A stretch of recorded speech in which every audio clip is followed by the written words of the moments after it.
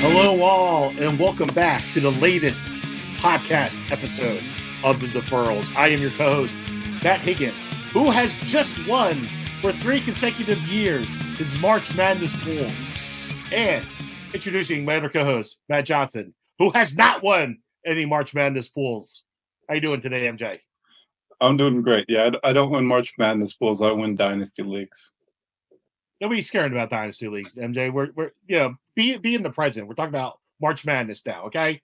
March Madness. Well, Florida had a great in the past. So. Florida had a great win on Monday night. Came back from 12 points down. Led the game for all of like a minute. I was, it was a little nerve-wracking for me, buddy. It was a little nerve-wracking for me. Well, fortunately, you don't have to deal with that in October. Phillies will be knocked out. All right, and that's it for the deferrals today. Anyway, we got a great show for you coming up. We have an interview today with Newsweek national MLB writer JP Hornstra. We're going to get us some Dodgers talk and go over what's happening in MLB. After that, we talk about some NL West surprises happening this year with the San Francisco Giants and San Diego Padres. We will also talk about Vladimir Guerrero Jr.'s new extension with the Toronto Blue Jays for 14 years, $500 million. And we will be ending the show with stocks up, stock down. Seems very relevant. Yeah. Nowadays. Also, we're an official baseball podcast now because we have peanuts. Look at that. And if you're a peanut manufacturer and you'd like to be sponsored, I will show the label, but not until you sponsor us. So take care of that. How much will the tariffs be on that, though? They don't need to worry about that. Okay. All right. Let's get the JP Hornstra interview right now. And welcome back to the Deferrals, where we have a very special guest getting into some Dodgers and MLB talk today. National baseball writer for Newsweek, JP Hornstra. How you doing today, JP? Thank you for joining us. I'm good, guys. How are you? Doing good. Looking beautiful out there today in LA. It's a pleasant day, and there's a dog right next to me at this Starbucks that's enjoying the heck out of it. So he'll pop in too in the background. Good. Hoping it's getting like a nice little Starbucks like puppy cup over there. I think he does. Yes, confirmed. Good. All right, so let's hop into it. Get into some Dodgers talk first. Obviously, the Dodgers were off to a hot start. They were 8-0 in their first 8 games, but ran into a little trouble with my Philadelphia Phillies over the weekend, losing 2 of 3. And that's actually like 3 very like exciting games, and they actually lost to the Washington Nationals last night, 6-4. Are the Dodgers hitting maybe like a little bit of like a early season slump right now? Well, I think 2 things can be true at the same time. I think the Dodgers were kind of given that leg up over every other MLB team other than the Cubs by virtue of the couple games that they played in Tokyo. They had to get ready earlier. They were playing regular season games literally a week before everybody else. So I think it makes sense that they got off to a hot start. The hitters were probably a little more in sync. Their pitchers maybe a little bit more ready for opening day. And so it makes sense that they would come back down to earth, especially against a good team like the Phillies. That's not too surprising. I think it's also true that the Dodgers are probably the best team in baseball on paper. And even if they aren't maintaining an 8-3 winning percentage for the rest of the season, they'll probably still be at or near the top of the standings by the time it's all said and done. So I think the truth is probably somewhere in between what we saw in 8-0 and what we've seen probably the last 4 days.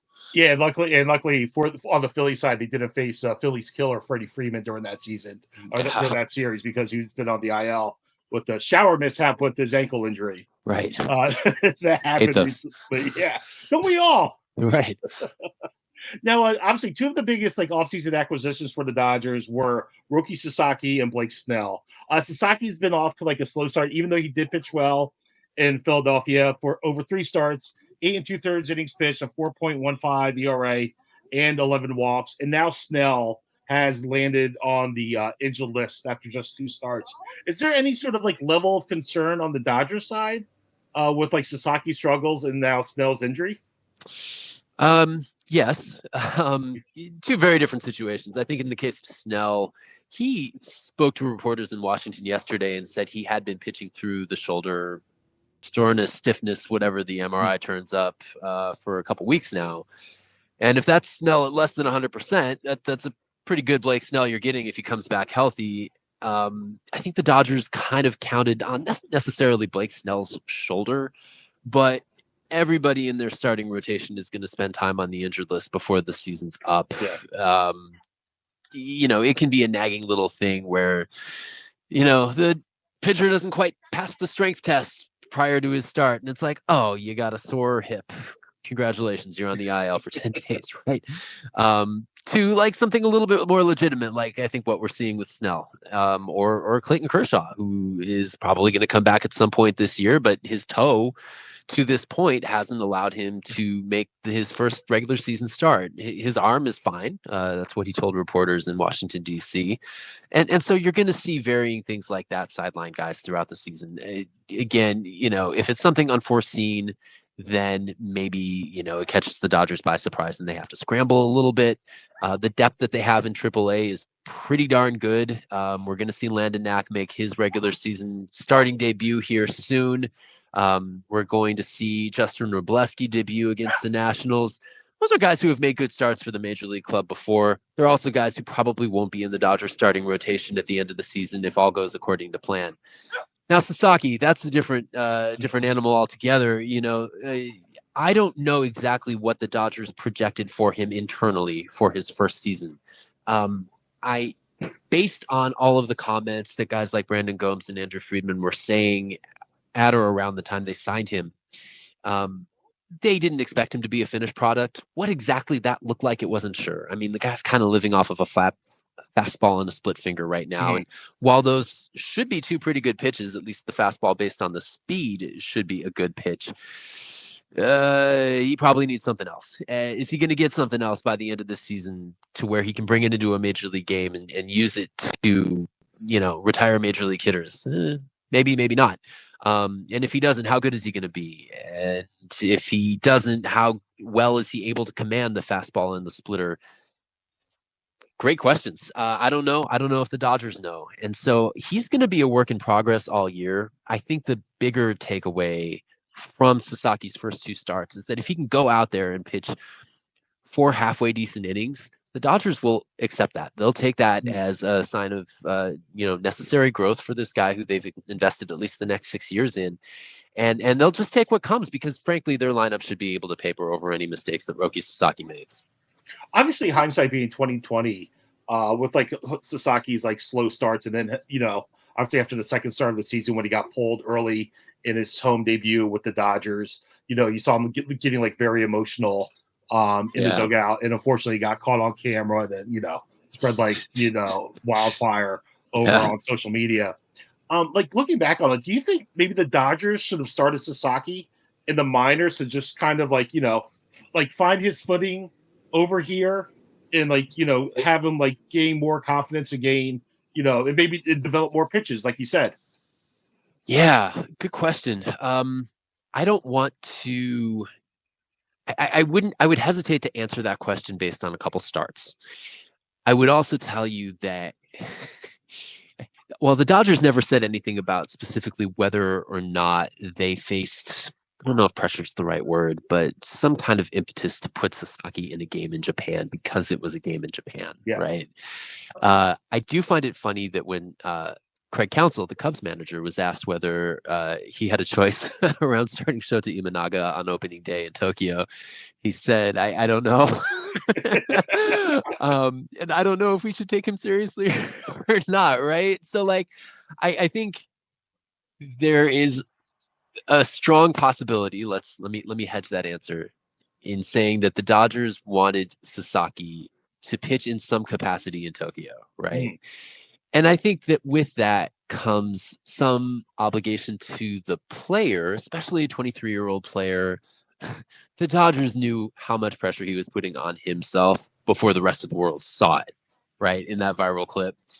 And so knowing that, I don't think they would want to have him start a game in Tokyo and then send him to the minors because that's what's best for his development, right? So did they back themselves into a corner?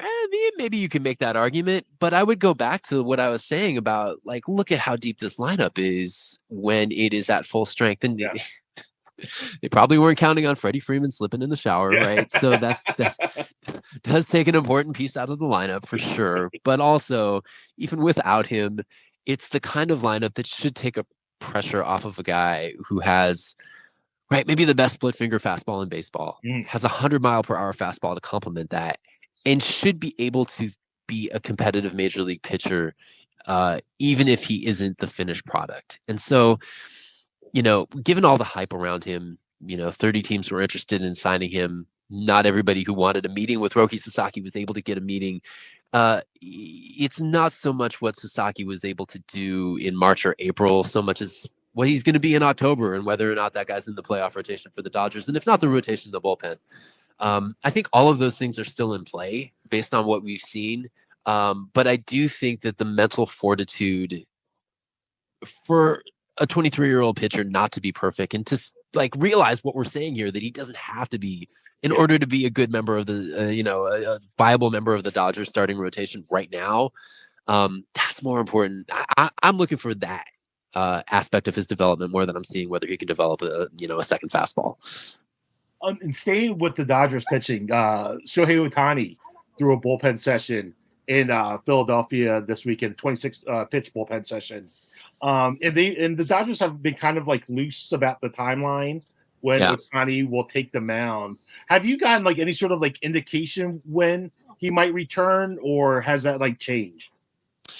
No. And I would point back to just kind of the Dodgers' history with navigating this starting rotation, where you've got some guys on the injured list. If they're all healthy, there's not room for all of them. This is kind of how the Dodgers have been living for a little while, until the injuries are so serious that they're scrambling to get guys to fill spots and throwing bullpen games every fifth day, which was kind of the case 2 out of the last 3 seasons, if I'm not mistaken. They all kind of blur together, but this is whatever the opposite of a team that has 5 starters who take the ball every fifth day. This is it, right? So what I think they're planning on internally, to the extent they're planning on anything, is that when Ohtani is ready to throw competitive major league innings to his satisfaction and to the team's satisfaction, they will continue to build him up to that point. And if there's a spot in the rotation for him to jump in, they'll just throw him in there.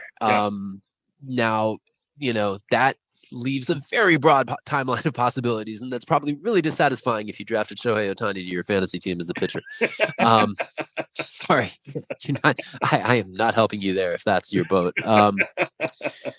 But I think what I would tell you guys to look out for that I'm interested in is just exactly what kind of a setting they're going to prep him for major league work. They're not going to send him to AAA to make a rehab start. No. Other than that, I don't know what his rehab looks like.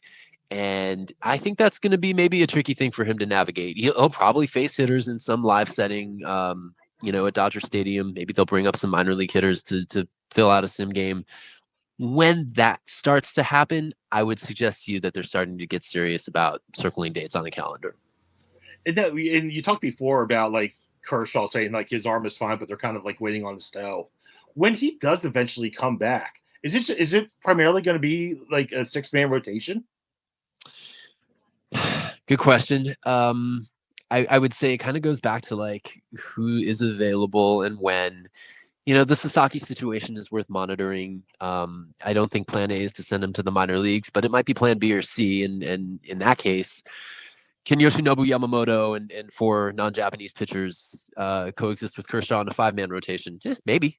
That could be on the table. I think if it's Sasaki and Yamamoto, and 3 other guys, and then you're able to bring Kershaw back, maybe. But I think that all of those are kind of contingency plans that the Dodgers are really kind of looking at here on out when they really don't have a timetable for Clayton Kershaw's toe to allow him to pitch. I think that's kind of where they're at with that. Okay. And obviously, Ohtani, Dodgers have been big stories. Another one is the Torpedo Bats in baseball. Max Muncy just did an interview today where he said he's tried it out. He just wasn't right for him. First, do you think Torpedo Bats should continue to be allowed? Obviously, Manfred's favorite. Do you think they should continue to be allowed? And do you think we'll start seeing more players test it out? Especially because, again, it's one of those things where, as Muncy said, they can't use it right away. Well, they can use it right away, but it takes time to adjust to. So do you think we see, especially next year when guys have the full offseason to get used to it? Yeah. As a fan of baseball, I'd like it to continue to be allowed. to anybody who thinks it should be disallowed, I would ask you, knowing that the Cubs were using these this year, knowing that this was kind of like proposed as a viable bat manufacturing design in the 1960s, I think 1963, like literally what changed? What changed? It got pointed out on the Yankees broadcast. Is that why it should be disallowed now? Okay, like let's follow that train of logic as long as it lasts.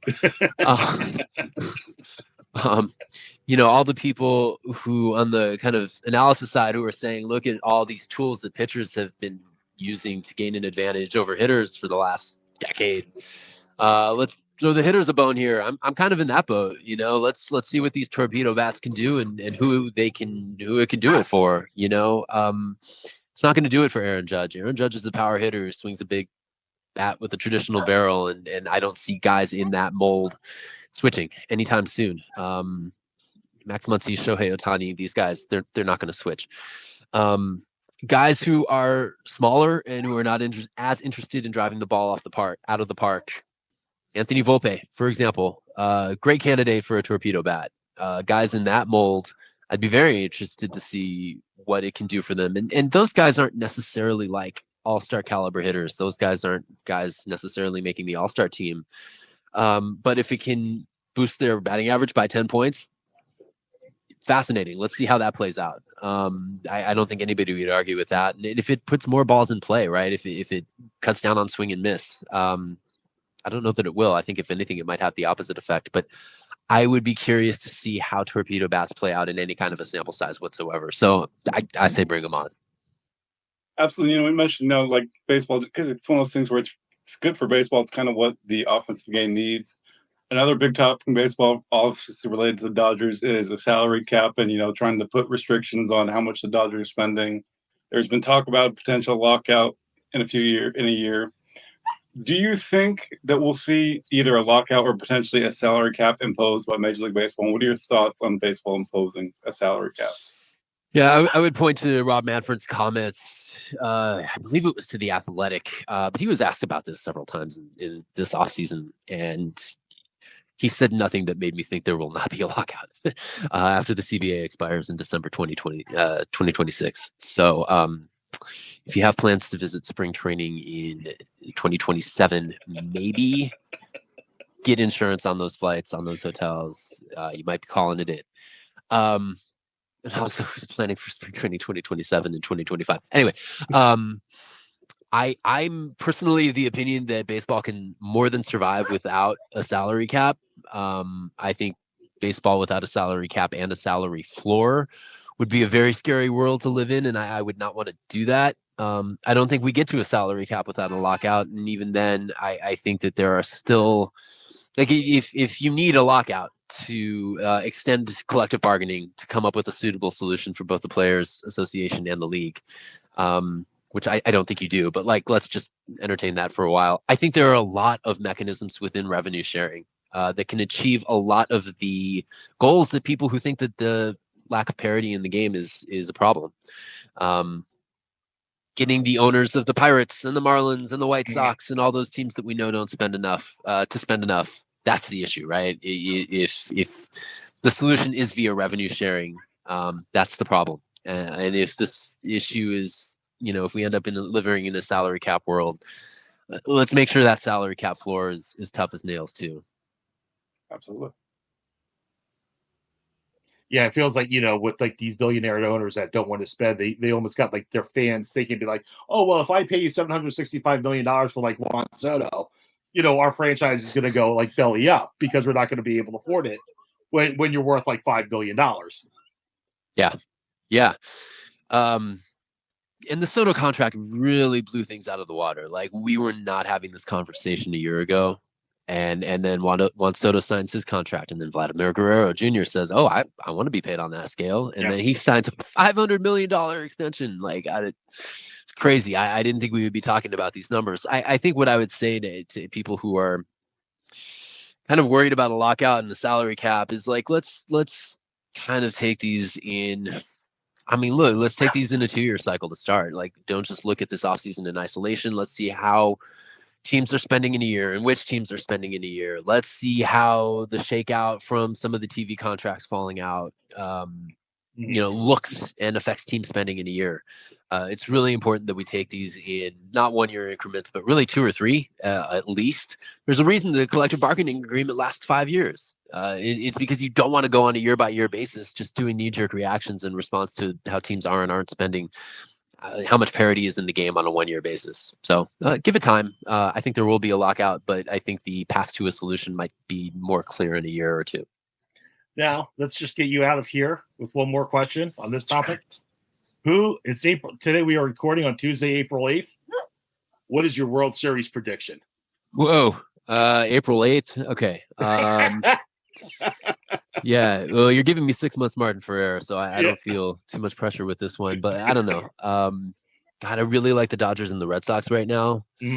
I think that with respect to the Dodgers, like the National League, the top of the National League is loaded, and the Giants have to feel good about where they are. The Phillies, the Padres are all have to be feeling good, but I think the Dodgers have to be feeling better knowing that they've got Snell on the injured list now, Freeman on the injured list. They're going to get Clayton Kershaw back and Shohei Ohtani back, and that the version of Roki Sasaki you're looking at now is probably not the version of Roki Sasaki you're going to be looking at in October. With respect to the Red Sox, my goodness, that is a stacked lineup. They've got some amazing hitters in the minor leagues who can step in if they need to fill in an injury replacement.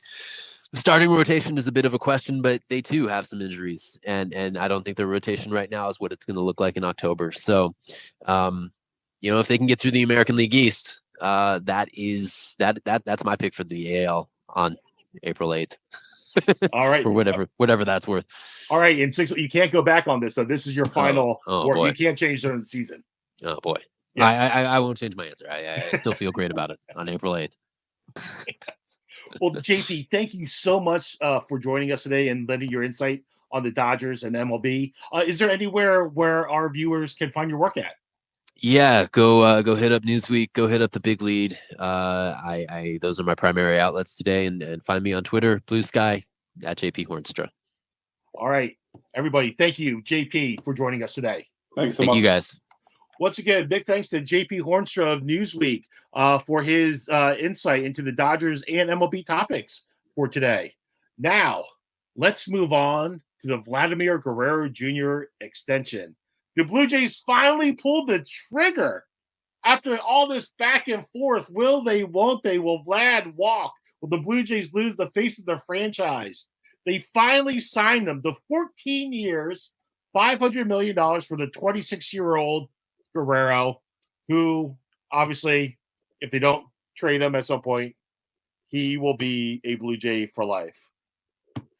MJ, what are your thoughts on this? Yeah, my thoughts, honestly, is who the happiest person in Toronto is? Who's that? General Manager Ross Atkins. Because the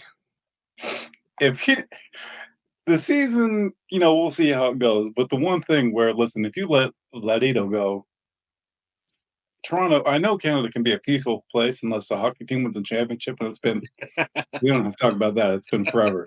But if Atkins let Vladito go, that it would have gotten ugly. So to get that deal done, it's great to see. And again, because, there was all those rumors about, hey, Vladito wants to play for the Red Sox. That's kind of his team. The Mets might get involved. The Yankees are going to try and get involved. Toronto kept him. And, amid all this talk about, you got these big spending teams, see Toronto step up and say, no, we're going to pay him this $500 million contract, a whole lot of money. But Vladito's earned it with his play. His numbers after June last year were MVP caliber. Happy for him, especially happy for Blue Jays Nation. Just everyone is a winner here. And I think, it's a great day for baseball when that deal was signed. Yeah, it was right for him to stay in Toronto. And finally, the Blue Jays, did the right thing and gave Vlad the money he wanted. And even though if they signed him a year or two ago, they might be kicking themselves right now because it definitely would have been costing $500 million. But Guerrero held all the leverage here at this point. He could have walked at the end of the season, and the Blue Jays could have gotten nothing. Or they could have traded him and just faced, a tirade from the fans if they got rid of the face of the franchise and Guerrero at the trade deadline if they didn't sign him. Like you said, it's great for Toronto. They have their face of the franchise there, at least for the next 14 years. And also, for the Blue Jay side, now that they're committed to Guerrero, maybe that means premier free agents will start heading north of the border now after losing out on Shohei Ohtani and Juan Soto. Yeah. And, I think there's already news came out. I think Bobichette even said this. It doesn't look like he's getting a new deal, but, there's other guys that they can go after, maybe find pitching, maybe find another top young bat to pair with Vladimir. Just the fact that you spent the money. Again, I mentioned Atkins is the winner, but it's a huge thing for ownership to spend that money. Because that seemed unlikely, but they did it. And that's just, I keep going back to it. It is a great time for baseball when stuff like that happens. And even if they do have like a losing season and are not in playoff contention come the trade deadline, and that they can sell off some pieces, but that means they can start building around Vladdy for the foreseeable future. Even if that means trading, Bo Bichette, like you said, like it looks like he's not going to be staying there beyond this year because they haven't really talked about an extension at this point. And they do need pitching. They do need a lot of pitching. Their pitching has been shellacked. Yeah, it's the beginning of this season. Not great, Bob. No. Not great, Bob. No. Now, moving on to the NL West. Your Los Angeles Dodgers are not the top team in the NL West right now. They're not even the second best team in the NL West right now. The top two teams are the San Francisco Giants and the San Diego Padres. The Padres are 9-2. The Giants are 8-2. Obviously, we all knew about the Padres coming into the season. They kept their rotation. They didn't trade anybody. They still have a fantastic lineup with Tatis, Machado, and Jackson Merrill, who just signed his 9-year, $135 million extension. So it's not really surprising to see that the Padres have started out, sizzling hot, sweeping the Atlanta Braves and the Cleveland Guardians. But the San Francisco Giants, my goodness, led by Wilmer Flores offensively in his 4 home runs. What do you think about this hot start for the Giants? Yeah, it's kind of out of nowhere. Because it's let's keep in mind with the 8-2 record, it's not like they're getting by with like a +8 run differential where they're just barely. It's all 1-run games that those things can flip. It's a +17 run differential. That's one of the highest in baseball. That's significant. Now, do I think it's going to last? Maybe, because maybe. Well, they are your favorite team, so you might be a little bit biased right now. Because Flores, the home runs are nice, but he has a sub-300 OBP. Now, granted, you can argue that Willie Adames, their big free agent signing, who, by the way, against the Mariners in that series, phenomenal play, just incredible. So at least he's bringing defense. At the plate, it's a 220, 267, 268 slash line. Not great. Heliot Ramos, he's bringing the power. He's also got a little on the still on bases side. They're 16th in OPS right now. And again, considering park factors, that's solid. But I don't know. I think this feels like the team that, if we're deciding between the two, is kind of going to fall down and collapse. And the real test, the upcoming series again at Yankee Stadium, and then going to your favorite place, Philadelphia, to face the Phillies. I'll be at the game next Monday night. There you go. I think you're going to see the Phillies win that game and that series. I think we're going to see the slide. Because let me just remind everyone, who was the best team in baseball on April 8th, 2024? With, keep in mind, going back to run differential, a +21 run differential, would be the Pittsburgh Pirates. And ladies and gentlemen, I'll let you guess how that season ended for the Pirates. Not great. So, could the Giants be that next team that, they get hot and they keep it going? Sure. But more realistically, they're going to be just like the Angels and Pirates were at the top of the standings in early April. And then by the end of, they're like, we're not even talking about the playoffs. They do have a good pitching staff, though. They do. Logan Webb, Jordan Hicks, and Robbie Ray, they've been really good so far in their first starts of the season. Yeah. Obviously, they have, if they stay consistent throughout, I think, the Giants could be a sleeper wild card team here. That could be. It's possible. I think the issue for me is let's call it old scars, old wounds, old pain. The lineup, I keep expecting the bottom to fall out because that's how it's always been, and maybe that changes. But for now, I don't trust the lineup enough, which is odd because I'm usually a pitching guy. If you have great pitching, I trust you. But for the Giants, those old wounds with the lineup scare me. See, you got to be like me being a Philadelphia sports fan. You got to be more positive. You have to have a more positive outlook about your team, MJ, like I do with mine. No, it seems. No. No.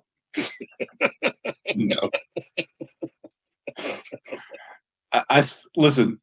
I stopped being positive after 3 World Series titles. I knew it would all go downhill from there. I was like, all right, I'm cashing my chips out. We're good.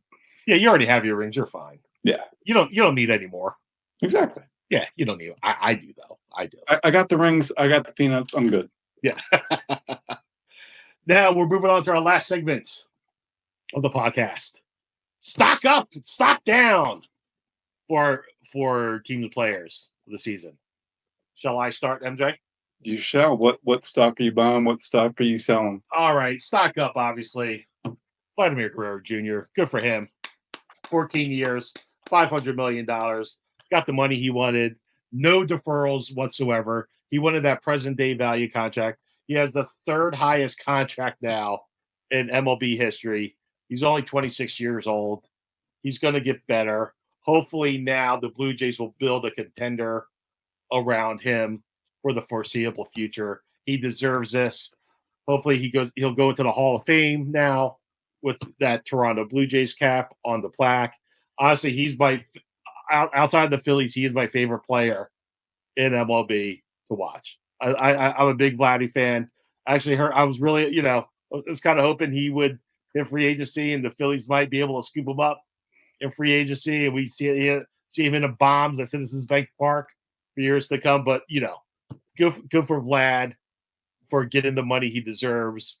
And then finally, good for Toronto for finally opening up their wallets and not letting their face of the franchise leave. And now for my sock down. Yeah, exactly. The Atlanta Braves 1-8 to start the season. They are 6 games behind the Phillies, the NL East. And they start a big series the next 3 games. We're recording on a Tuesday. They start their series tonight in Atlanta against the Phillies as they look to, try to make up some room. Obviously, they lost Jurickson Profar for 80 games with the PED suspension. Even if the Braves make the playoffs, he's not going to be able to play. Reynaldo Lopez is on the IL, one of their top pitchers. Their offense has not done well these first 9 games. They have 6 total home runs these first 9 games of the season. Austin Riley, 468 OPS. Michael Harris, 659 OPS. Ozzie Albies, 542 OPS. And even Chris Sale has an over a 5.00 ERA along with AJ Smith-Shawver. The Braves really need to dig out of this hole. They got Spencer Strider coming back soon. They got Ronald Acuna coming back sometime in May. But the big question is, even when they come back, will how far behind will the Braves be? Yeah. So Braves are my stock down. Because again, I like to see an opportunity here. You say stock down. I'm thinking, do I want to buy the Braves right now? Because they got the Phillies coming up. Doesn't seem like that series is going to go well. After that, you got the Twins, you got the Rays, you got the Blue Jays, you got the Cardinals, you got Diamondbacks, you got the Rockies. I don't feel awful about that stretch, and because this is the kind of nice. Granted, they have the Dodgers after that, but they have a schedule that at least gives them some matchups against some of the bottom teams. Granted, there's also Boston. There's also more rematches against Philly. Just like how they lost the series to the Marlins. Well, yeah. So I'm cautiously buying a little bit of stock in the Braves. I'm not going all in because, I'm going to get burned that way, but I'll buy a little stock in them. Okay. All right. Now, who are your stock up and stock down for? So first, because I'm a negative person. You already brought that up with the Giants. I'm going to go stock down with, a top highly coveted trade candidate. More than a dozen teams were calling about this guy last winter. They really wanted to get an all-star outfielder, was putting up some phenomenal numbers, plays a valuable position. Wilmer Flores Jr. Here's the thing. This isn't just, we can look at the numbers right now. If you want to say small sample size, that's fine. 444 OPS, awful. 161, 250, 194 triple slash line, awful. 30.6% strikeout rate, awful. But you want to say small sample size. Okay. Let's look at his numbers since the start of last season. 219, 276, 366 with a 642 OPS, an 80 weighted runs created plus, and a 33% strikeout rate. It hurts me to see how big the fall was. Because, again, we're talking about a guy he wasn't MVP caliber back in 2023 with the White Sox, but he had an 860 OPS. He had 38 bombs. He was a really good player. He was. And, he was playing solid defense in center field.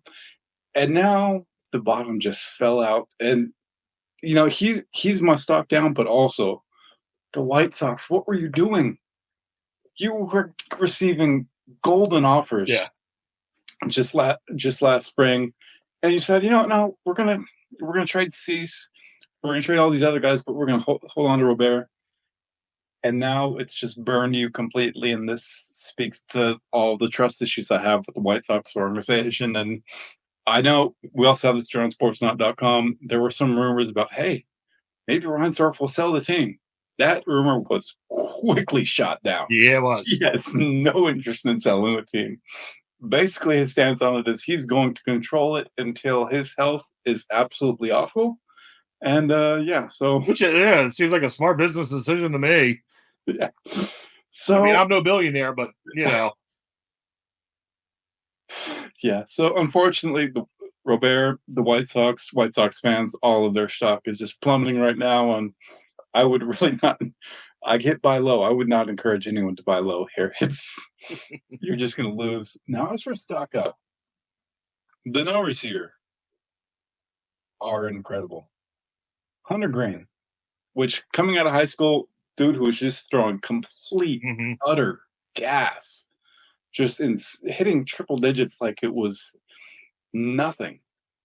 In 2025, again, you want to say small sample size, 20 and 2/3 innings pitched, okay, but it's still a 1.31 ERA, 23-3 K to walk rate, 30.7% strikeout rate, incredible numbers. But if you want to go back further, let's say 73 innings pitched since August 2024, 1.10 ERA, a 0.71 WHIP, a 30.2% K rate, a 23.3% K minus walk rate, and opponents are hitting 132 off of him. Ooh. Which is just incredible. And it's kind of great to see because, again, the big thing with him coming when he was entering the draft out of high school is he only just the fastball guy? There was concerns about, is he going to get the secondary stuff going so he could really become that lights out starter? Hey, maybe he has to become a closer. So you got some. No, he is a stud, and he's doing this in a hitter-friendly ballpark half the time. Hunter Greene is incredible to see. I am so happy for him. And even happy for the Reds because they have some quality pitching, which has not been easy to come by in recent years. So I love to see it. So, yeah, stock up for Hunter Greene. Stock way, way, way, way down for the White Sox and Robert. And poor Reds, the other week, they lost 3 consecutive games, 1-0. Yeah. Yeah, the stat was Terry Francona had lost like 3 of those 1-run games in like a 3 to 4 year span. And he's now the Reds manager. It's already happened 3 times this month. Yeah. Coming out of retirement, not always the best idea. No. But, hey, you make millions, but fans a game you love. Can't beat that. Yeah. Well, everybody, thank you for joining today's episode of the Deferrals. Catch our content, MLB content on sportsnot.com. Just came out with our latest power rankings. Sir, who's number 1? You have to check to find out. Right. The Dodgers lost 2 of 3 to a certain team who might be the new number 1. Sacramento. But you have to go to sportsnot.com to find that out. So, big thanks again to JP Hornstra from Newsweek for joining us today. MJ, any words of wisdom before we end? Yes. Be sure to hit us with the like, subscribe, say hello to Mr. Higgins in the comments because he is going to make sure to respond individually to each and every one of you with a nice compliment that's going to make your day better. Just please make sure to like, subscribe, do whatever you can to just share the podcast, friends, family, your neighbor, your neighbor's neighbor. Listen, JP, there was a dog on the podcast today, so you want to share the podcast with your animals, just keep that thing going on the playlist. We'll appreciate that too. It's all welcome. Thank you. Talk to you next week, everybody.